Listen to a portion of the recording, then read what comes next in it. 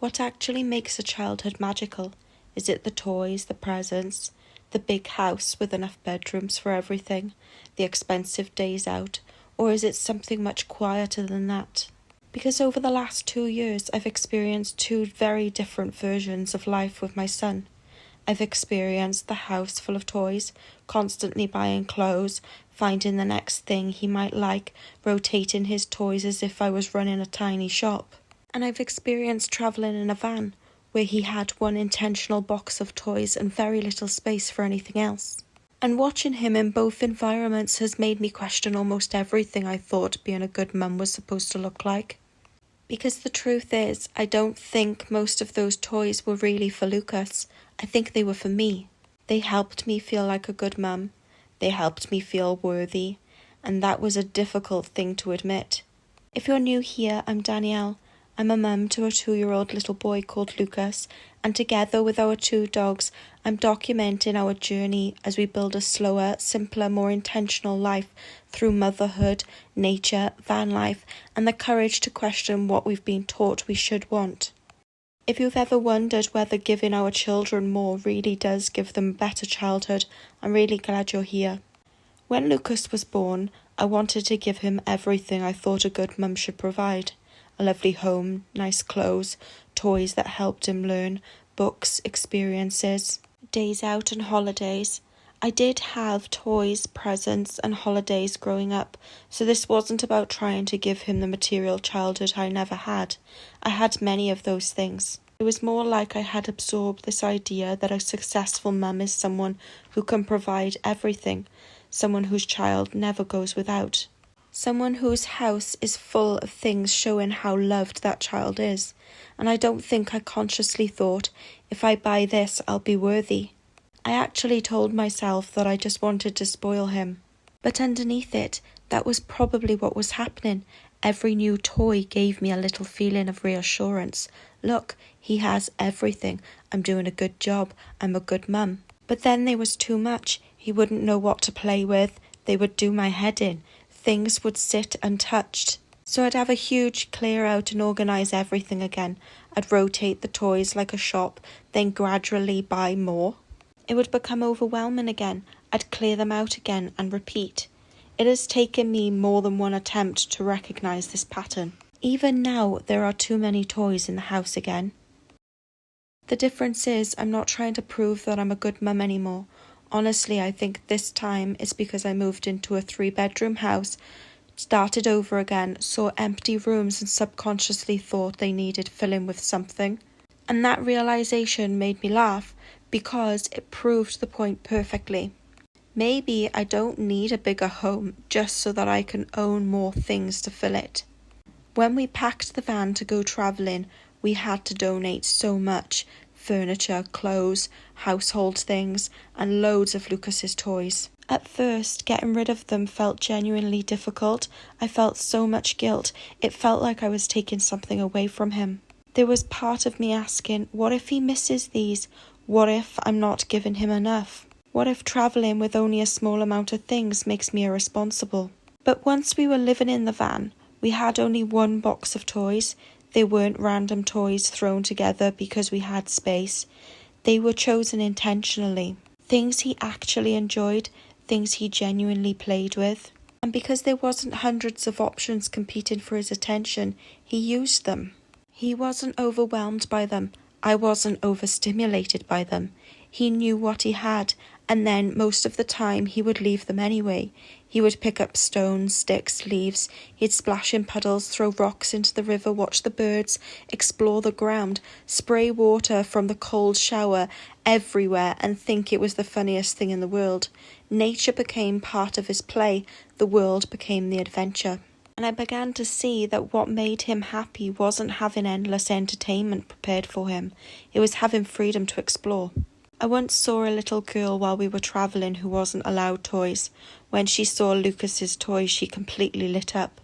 That stayed with me because it reminded me that this isn't about saying children shouldn't have toys. That isn't what I believe. Children enjoy toys. Lucas loves receiving a present. He was delighted with the few gifts he had for his birthday. There's joy in giving and there's joy in receiving. I think it's about balance. There's a difference between giving a child things they genuinely enjoy and surrounding them with so much stuff they can't even see what they have. The answer isn't nothing, but I'm no longer convinced the answer is always more. I keep wondering whether Lucas is better or happier in the house or the van, and the truth is he's happy in both. He plays here, he laughs here, he loves here, but his temperament is different.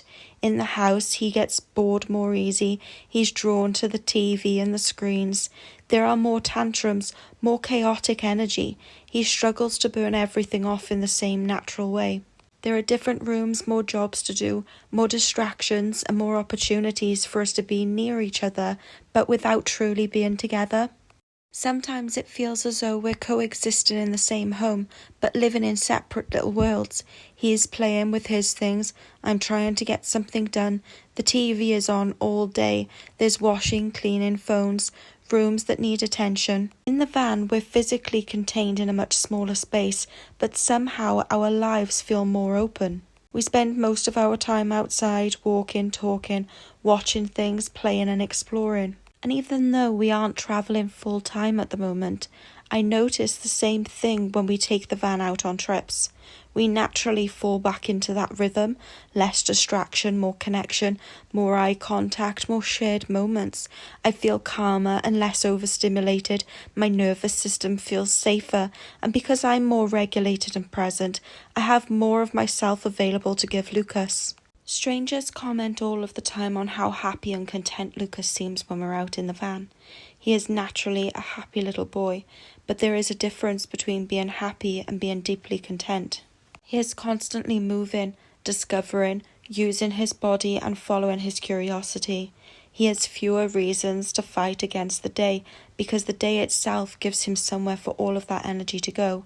And I realised it isn't because vans are magical, it's because of how we live when we're there. I think modern life makes presence incredibly difficult, not because parents don't love their children, most parents love their children beyond words, but because people are exhausted, overstimulated, working long hours, trying to afford the cost of living, trying to manage homes, jobs, appointments, responsibilities, and their own mental health. Sometimes keeping a child occupied or quiet is the only way someone gets 5 minutes to breathe. I understand that completely, but I also think we've created a culture where connection can become something we squeeze into little gaps. A little bit before work, a little few minutes after nursery, a weekend, day out, a holiday, and meanwhile we're told that working hard enough to afford expensive experiences and nice things is what gives our child a good life. But I keep questioning whether children would rather have one expensive weekend after a month of disconnection or a month of simple, ordinary days where they feel genuinely known. Colouring together, doing dinosaur tattoos, walking through the woods and sitting on the edge of the mountain throwing stones, laughing over something that costs absolutely nothing. The zoo and theme parks can be lovely, holidays can be beautiful, but I don't think occasional expensive experiences can replace the emotional climate of everyday life. Children don't only remember where we took them, they absorb how it felt to be with us. When I think about my own childhood, I don't remember huge amounts clearly. Some of what comes up first is quite difficult and I'm still trying to get beyond that. But the positive memories that have stayed with me are usually the moments where everybody was present. Decorating the Christmas tree together, even though I hated the Christmas music. Christmas morning, not simply because of the presents, but because we were all together and everyone was happy. Family holidays, going out on the boat and getting tuna baguettes from the local bakery. Those memories didn't stay because of what they cost. They stayed because they were some of the times everybody seemed to be able to relax.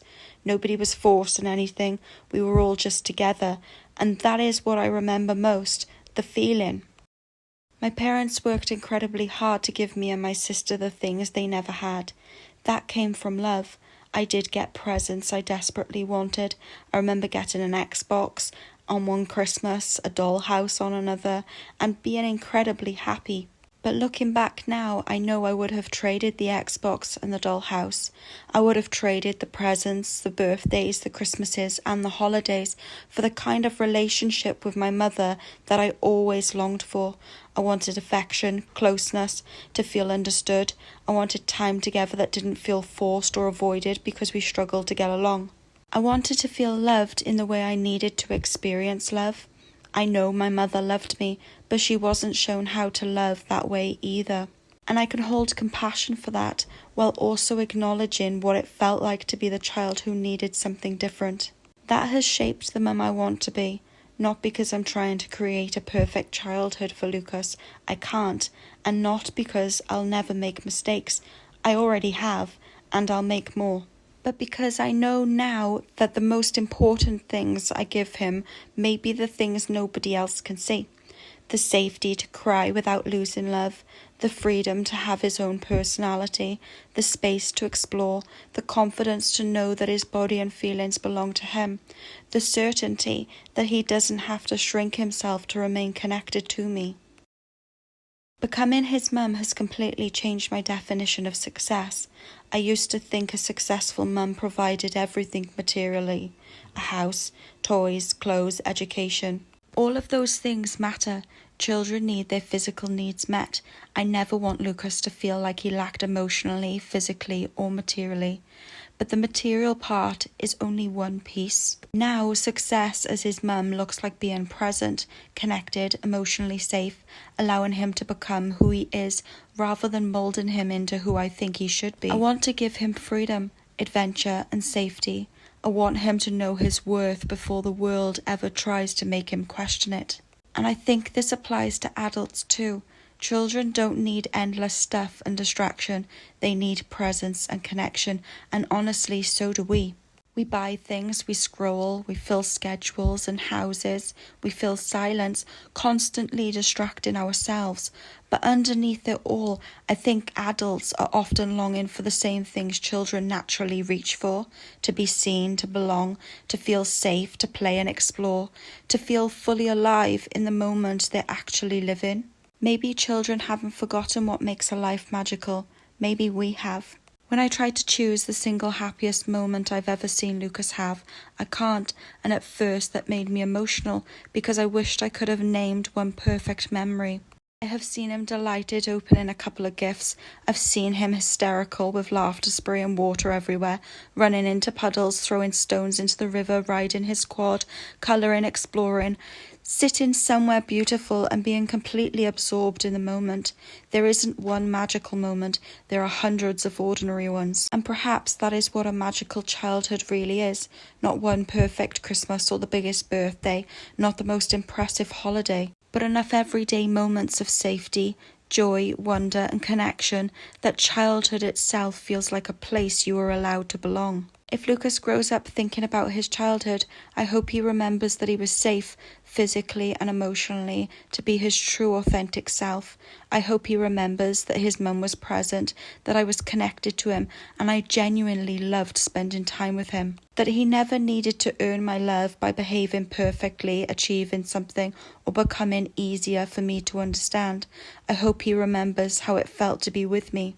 Because he probably won't remember most of the toys. He may not remember the rooms we lived in. He may forget the details of many of our adventures. But feelings become part of us. And if he carries the feeling of being safe, loved, free, and enough into adulthood, then I think that'll be the greatest gift I could ever give him. Maybe that's what actually makes a childhood magical. Not more things, but more presence. Not constant entertainment, but connection. Not a perfect life, but a child who knows deep in their body, I am safe to be exactly who I am here. I'd love to know what stayed with you from your own childhood, not the thing you owned, but a moment, a person, or a feeling you still remember. Tell me in the comments, because I think our answers would reveal so much about what children truly need. Thank you for being here and sharing this journey with us. I'm Danielle, and this is The Wildlight Way. I'll see you in the next one.